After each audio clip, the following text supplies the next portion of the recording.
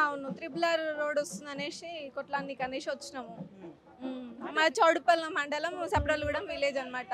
మాకు 8 ఎకరాలు ఉంది. 8 ఎకరాలకెళ్ళి 5 ఎకరాలు పోతుంది. మేము ముగ్గురం ఉన్నాము. మా తాతయ్యకి హార్ట్ స్ట్రోక్ వచ్చి దీని రోడ్ వల్లనే చనిపోయింది అనమాట. దానికోసమే వచ్చినాం మేము. రోడ్డు వల్ల ఎందుకు చనిపోయారు? అది హార్ట్ స్ట్రోక్ వచ్చింది. హార్ట్ స్ట్రోక్ వచ్చింది. సడన్గా మంచిగా ఉండే మనిషి గట్టిగానే ఉన్నాడు. హార్ట్ స్ట్రోక్ వచ్చింది. హార్ట్ స్ట్రోక్ వచ్చి చనిపోయినాడు. ఇది రోడ్ వస్తుంది అది ఇది అనేసి ఊర్లో ప్రచారం అయిందనమాట. రోడ్డు వస్తుందని భయంతోనే అది భయంతోని హార్ట్ స్ట్రోక్ వచ్చిందనమాట. ఎట్లా మరి మీ భూమి మీకు కావాలంటున్నారు? మా భూమి మాకు కావాలి.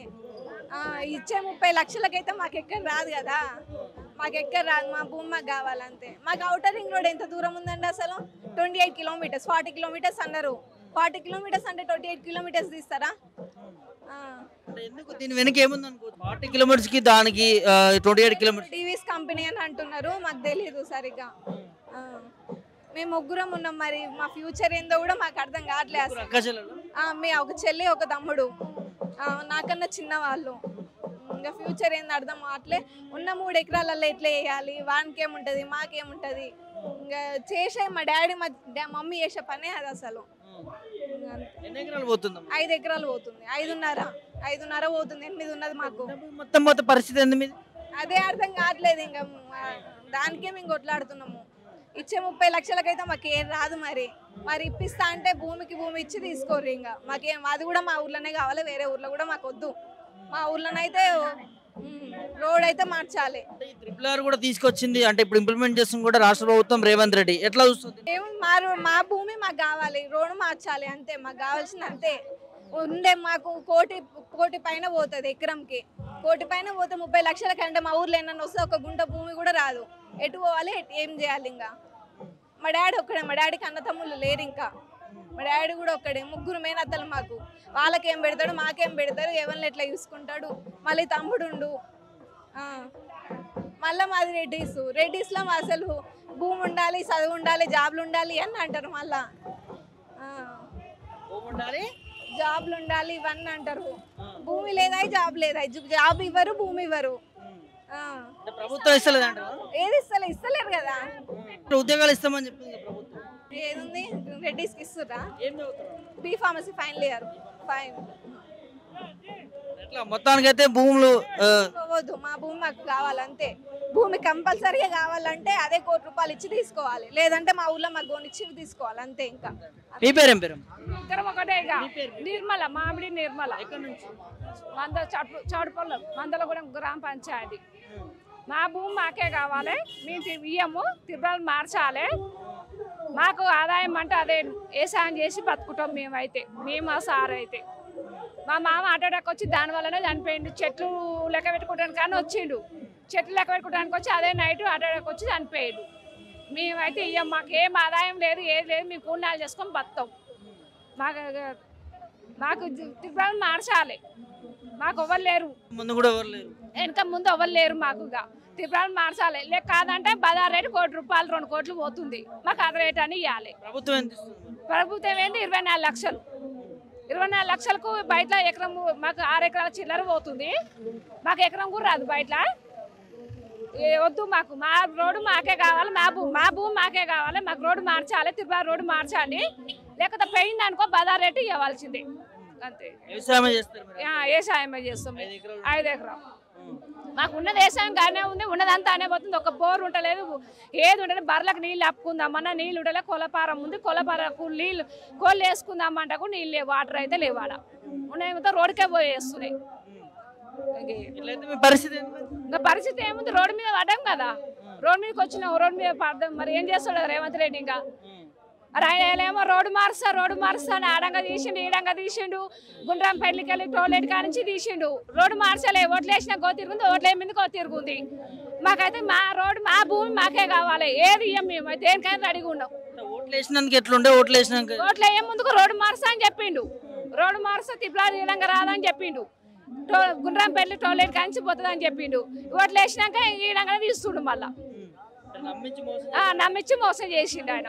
ఏంది? ఉన్న భూమి దున్నుకొని బతికే భూమి మొత్తం పోతుంది. మాకు ఎకరం అంత ఉంటే ఆ ఎకరం మొత్తం పోతుంది. ఏం చేసి బతకాలి? దాని మీదనే బతున్నాం. ఇక అంతే, ఇక ఏం చేస్తాం. ఇక తీసుకుంటారు మీ భూమి మరి? ఇప్పుడు రోడ్ వస్తుందట, ఇగో ఆ, ఈ రోడ్ వస్తుందట, ఆ, రోడ్ వస్తుంది కదా, ఆ రోడ్ మొత్తం అందులోకెళ్ళి పోతుంది. ఇక నాకు వేరే ఏం లేదు దున్నుకొని బతకటానికి. మరి రోడ్ వస్తే మంచిదే కానీ మంచిది డెవలప్ అయితే బరటే, కానీ ఏం తిని బతకాలి, మేము ఏం తిని బతకాలి.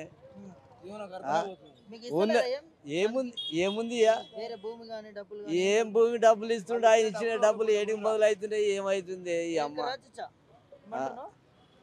వాళ్ళు ఇచ్చే డబ్బులు గుంట భూమి రాదు. మా ఏరియాలో, మా గజ్వేల్ ఏరియాలో కూడా వాళ్ళు ఇచ్చే డబ్బు ఎక్కడ పోతే 2 గుంటలు కూడా రాదు. వాళ్ళు కట్టించే రేటు మాకు. భూములు తీసుకోవద్దంటారా, ఏం చెప్తారు? అసలు తీసుకో, మాకు సరైన మార్కెట్ వాల్యూ కట్టి. ఏడ కట్టిస్తుంది మార్కెట్? కట్టిస్తలేదు. 9 లక్షలు 10 లక్షలు ఇట్లా అంటారు. ఇప్పుడు 9-10 లక్షలు తీసుకుపోతే మా గజ్వేలో కూడా గుంట భూమి రాదు. మాకు అంత నష్టపరిహారం జరుగుతుంది.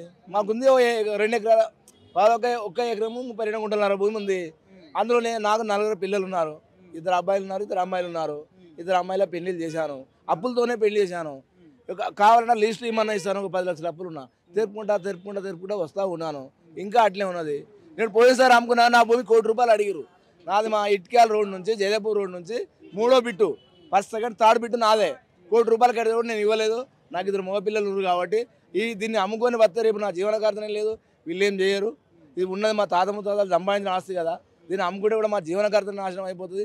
మేము బతకలేము, పైసలు ఉన్నాయని చెప్పి కూడా నేను ఆ బిడ్డల పెళ్లిలో కూడా నేను భూమి అమ్మలేదు. అట్లనే ఉన్నది. నాది ఉన్న కాడికి మొత్తం పోతుంది.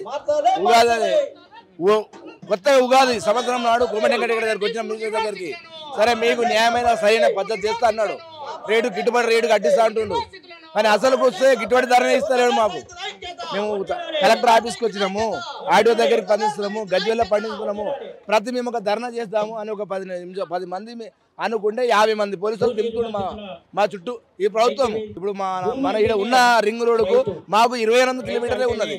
అదే ఉగాది నాడు ఏమనంటే 60 కిలోమీటర్లు దూరాన మారుతా అని చెప్పిండు మినిస్టర్. మీకు 60 కిలోమీటర్ పోయింది, 20 కిలోమీటర్ పోయింది, 7 దాన్నే ఉన్నది. రైతులంతా దోసుకు తినడం మోపడం అయింది. మేము కాకుండా మమ్మల్ని సంపని ఒక్కసారి తీసుకుని మరి మాకు ప్రజలు ఎందుకు ఇక మమ్మల్ని ఒక్కసారి అందరిగా పండుకుంటాము. మా పిల్లల నుంచి ఆయన పోలీసులు పిలిపిస్తారా, ఆర్మీ పిలిపిస్తారా, లేకుంటే బస్సు వెళ్తారా, అందరిని ఒకసారి ఎక్కించి భూమి తీసుకుని కోమటిరెడ్డి మినిస్టర్ ఏమిటంటే దన్న తిబ్బలారు మిన్నే సంతకం పెట్టించాడు. రేవంత్ రెడ్డి చేస్తుంది అనుకోవచ్చా? కోమటిరెడ్డి ఖచ్చితంగా చేస్తుండు. రేవంత్ రెడ్డి ఏమడు, రైతులకు సరైన గిట్టుబాటు ధర కట్టియాలంటుండు. సరైన గిట్టుబాటు ధర కట్టియాలని సీఎం అంటుండు. కానీ వీళ్ళు నడమ దళాలు దోసుకునేటోళ్ళు మా మీదనే ఉన్నారు. మొత్తం ఈ రోడ్డు మీద ఒకరి నుంచి స్థాయిగా తలపది వాటర్ పంచుకొని నా మా నోటికి వచ్చే వరకు మట్టి కొట్టే వాకం ఉంది మాకు. రైతు పైన మాకు సరైన గిట్టుబాటు మార్కెట్ వాల్యూ, మా రిజిస్ట్రేషన్ వాల్యూ కూడా అవసరం లేదు.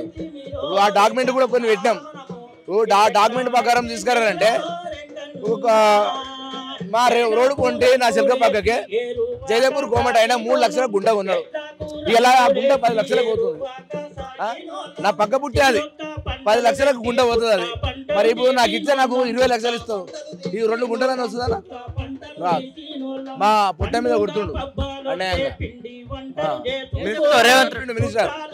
మినిస్టర్ మాట తప్పిండు. కోమటిరెడ్డి మాట తప్పిండు.